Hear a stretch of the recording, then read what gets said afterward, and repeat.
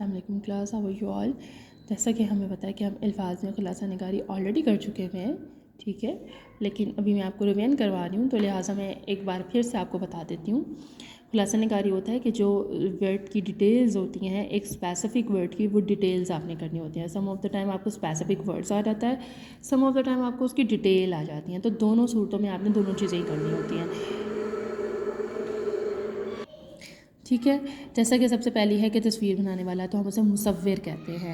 تاریخ لکھنے والا یعنی ہسٹری جو ہمارا کریٹر ہوتا ہے اسے ہم مورخ کہتے ہیں۔ وہ مقام جہاں عجیب، اہم اور نادر اشیاء کو جمع کیا جائے انہیں ہم عجائب گھر کہتے ہیں۔ جو کسی کے راز کو نہ کھولے اسے ہم رازدار کہتے ہیں۔ اللہ کی راہ میں اپنی جان قربان کرنے والا شہید کہلاتا ہے۔ عمارات کی تعمیر کرنے والا معمار کہلاتا ہے۔ وہ باغ جس میں لالہ کے پھول ہی پھول ہوں انہیں ہم لالہ زار کہتے ہیں۔ تصنیف کرنے والا مصنف کہلاتا ہے، یعنی کوئی چیز ایجاد کرنے والا۔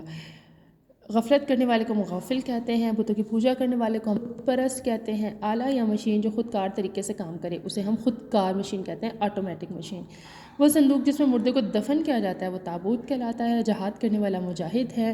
انصاف کرنے والا منصف ہے۔ اسلامی حکومت میں بسنے والی غیر مسلم رعایا کو ہم ذمہ کہتے ہیں۔ شاعری کرنے والا جو ہے وہ شاعر کہلاتا ہے۔ رزق دینے والا جو ہے وہ رازق ہے۔ جہاں مویشی چرائے جاتے ہیں انہیں ہم چراگاہ کہتے ہیں۔ ترجمہ کرنے والے کو مترجم کہتے ہیں۔ نئے رسم و رواج کی پیروی کرنے والا جدت پسند کہلاتا ہے۔ وہ ہستی جس سے محبت کی جائے اسے محبوب کہتے ہیں۔ دوسروں کی شکایت لگانے والا شکایت کنندہ ہوتا ہے۔ جس پر ہر طرح سے اعتبار کیا جائے اسے ہم بااعتماد کہتے ہیں۔ تعلیف کرنے والا مدون کہلایا جاتا ہے۔ وہ کتاب جس میں الفاظ کے معنی درج ہوتے ہیں اسے ہم لغت کہتے ہیں۔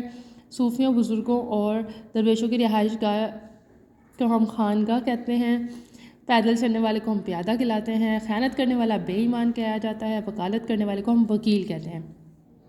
اپنے آپ کو اور اپنی حقیقت کو پہچاننے والا خود شناس ہوتا ہے، اور نثر لکھنے والے کو ہم نثار کہتے ہیں، ٹھیک ہے۔ اب آپ اس کو غور سے دیکھیے، یاد کر لیجیے، کیونکہ کمنگ ڈیز میں آپ کا میں ایک چھوٹا سا ٹیسٹ لینے والی ہوں۔ اللہ حافظ۔